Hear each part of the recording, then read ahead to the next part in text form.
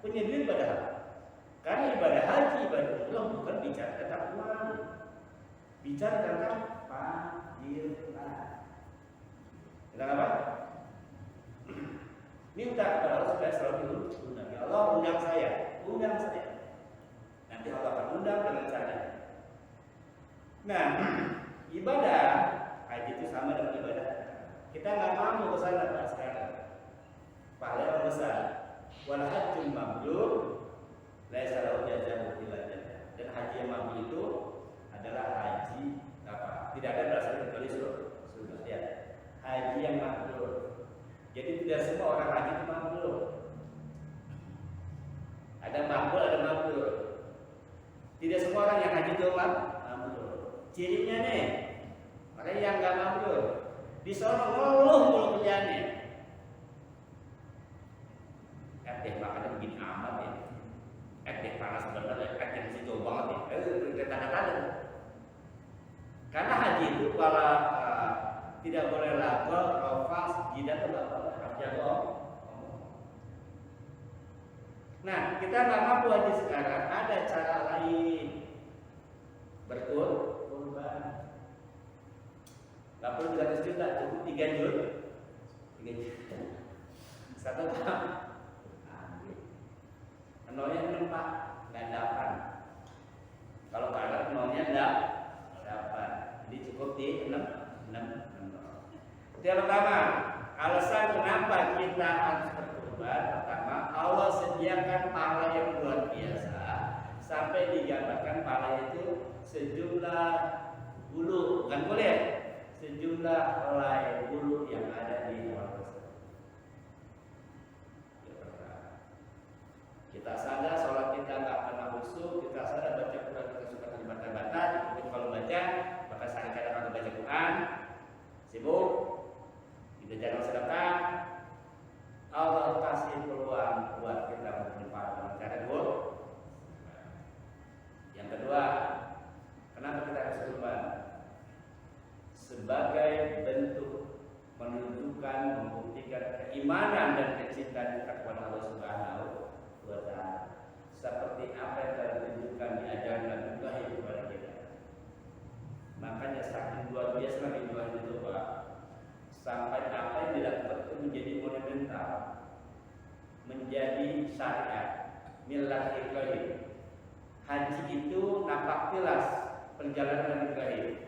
Kurban nampak jelas perjalanan Ibrahim. Orang yang berbuat, bekerja, melakukan apapun karena Allah, landasannya Allah, Allah akan abadikan. Ini bukti. Nggak perlu kita pandai seorang, nggak perlu orang mengaku atau tidak, berbuat saja demi Allah, nanti Allah yang beresin semua. Lihat tadi cerita bagaimana Siti Hajar dan Nabi Ismail di tengah gurun pasir cuma berdua. Nggak boleh, nggak ada orang sama sekali, nggak ada air sama sekali. Itu Allah lakukan. Allah pengen yang ngurusin Hajar buat langsung, kata Allah. Nggak boleh ada orang lain. Allah langsung yang akan menjaga Hajar, mengurus Hajar dan Ismail di tanah yang tandus. Allah kalau udah turun tangan, Allah kalau sudah bantu, lihat Mekah yang tadi nggak ada air jadi ada air, yang tadi sepi jadi ramai. Kalau sudah disadarkan kepada Allah dan Allah langsung yang turun tangan, nggak ada yang bisa intervensi. Lama ni'alima a'taita wala mutiya lima manata wala rada lima modeta wala yanfa'u jadjatin fajjat.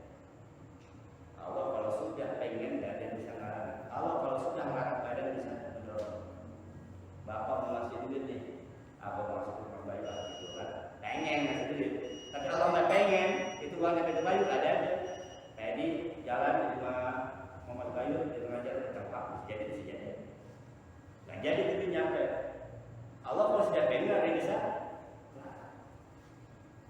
Tapi kalau Allah pengen, ada juga yang bisa. Itu yang kedua, menunjukkan kecintaan kita sejauh mana yang punya cinta kepada Allah, sejauh mana yang punya iman kepada Allah. Kau yakin hartamu dirimu yang kita miliki semuanya akan habis, pasti ada masalah.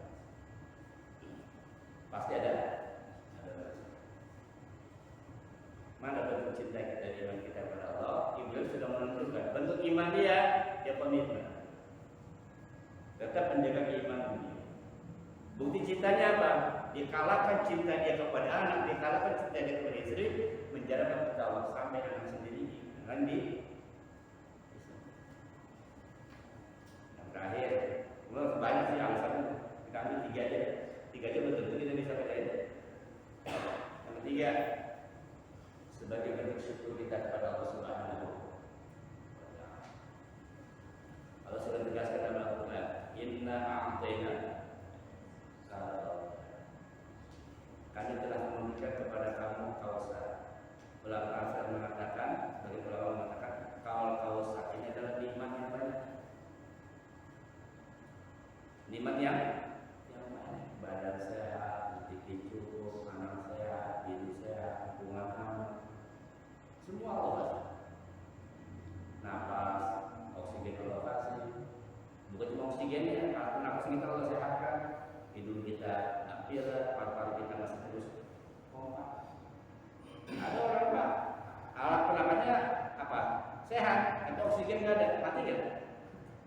Oksigen banyak, kata pernapasannya Allah cabut, bisa nafas.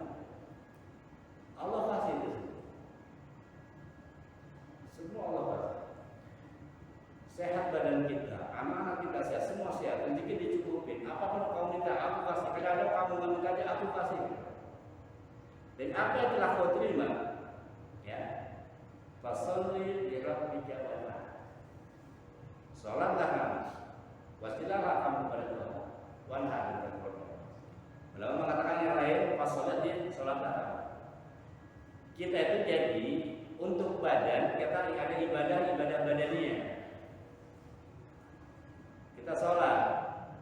Kalau wanhar berarti ibadah maliyah, harta, pengorbanan. Kita sadar bahwa badan kita sehat, semuanya dikasih rasa tenang, rasa tentram. Itu nikmat itu dari Allah. Kita bayar dalam sholat. Jadi sholat itu buat badan. Salah kalau orang sholat dengan cari kain. Udah duha masih belakang-belakang itu. Salah bos. Nah, atas nikmat badan yang telah kita terima, kesehatan dan sebagainya, Allah minta sholat. Wanhar, atas harta yang kita terima, rezeki yang kita dapatkan berkorban sebagai bentuk. Nah, dari ayat ini menandakan bahwa selama kita masih dikasih nikmat oleh Allah, dikasih rezeki oleh Allah, maka kurban terus menerus. Jangan. Ini ada nih orang, nggak kurban bukan banyak udah, nggak usah. Nggak gitu Pak. Kurban itu beda dalam haji. Kalau haji wajib seumur hidup sekali. Kurban itu beda sama sunat. Sunat jangan 2 kali, sekali aja malam Senin. Kalau tahun mana kita dikasih rezeki oleh Allah bisa kurban, tahun ini ada rezeki nggak? Ada, kurban lagi. Itu mana dari apa? Al-Kausar. Jadi tidak ada yang kurban cukup setahun sekali. Memang hukumnya sunnah. Hukumnya sunnah. Tapi kalau memang tahun itu kita dikasih oleh Allah, nikmatnya ada, rezekinya ada, kurban lagi.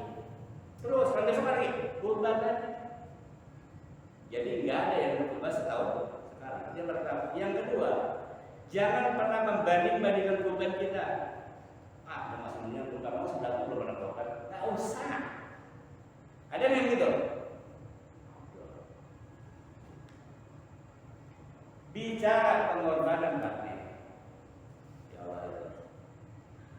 Rasulullah SAW ketika haji wada, beliau pribadi nggak orang lain. Beliau pribadi berkurban 100 ekor onta. Rasulullah berkurban ketika haji wada berapa? 100 ekor onta. Kita banyak bapak, kadang sampai digotong-gotong dijualan.